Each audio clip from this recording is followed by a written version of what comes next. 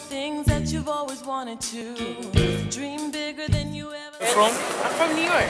New York. Hasta la vista, baby. Don't grow. I'm living proof, so I've got to let you know. It started as a hobby, then became a trade, and people calling on me. Now I'm getting paid. Get busy, get busy, busy, yeah, yeah, yeah. Get busy, get busy. Come on and get busy with me. Started as a hobby, then became a trade, and people calling on me, and now I'm getting paid. Get busy, yeah, yeah, yeah.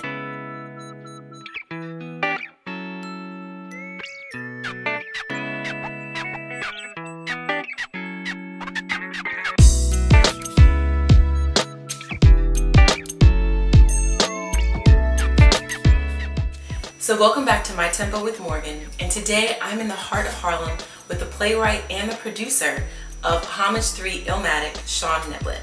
His pen name is MC Sneb, and in addition to being an essayist, he's also the founder of Changing Perceptions Theater.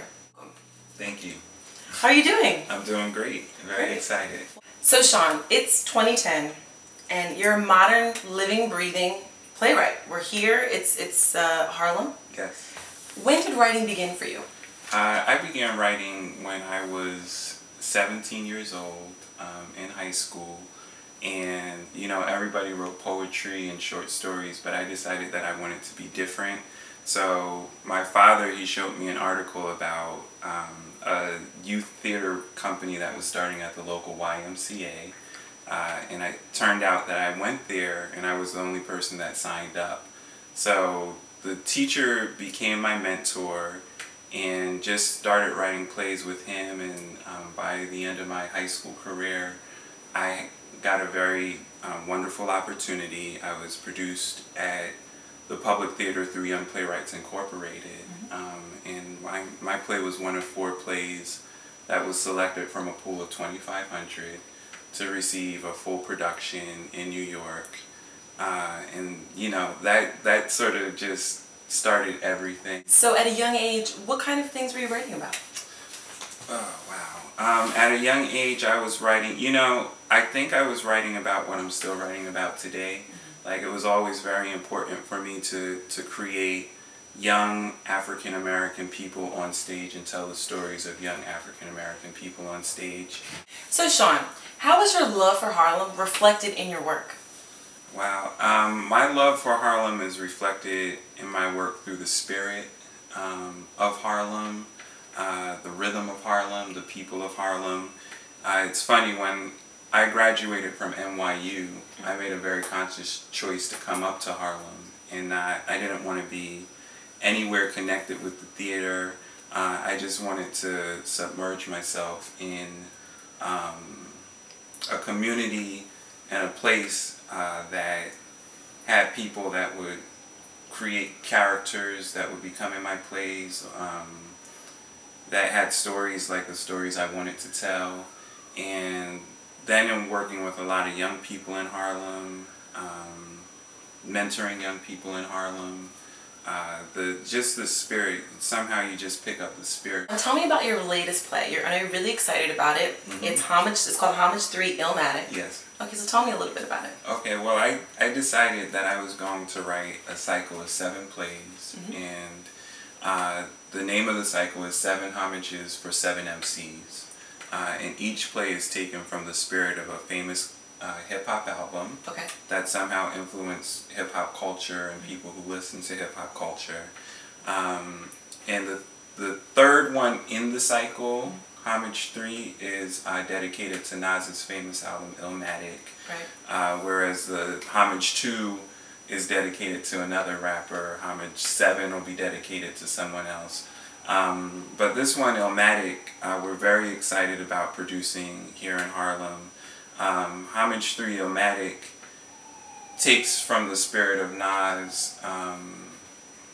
The story told is about an artist who starts out at his career and goes on to become someone very influential, and that was really the spirit of Illmatic, the Illmatic album, which was the start of a brilliant career for Nasir.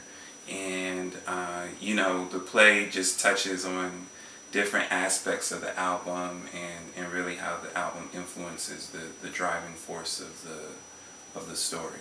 So is this the first of the 7 that you're producing?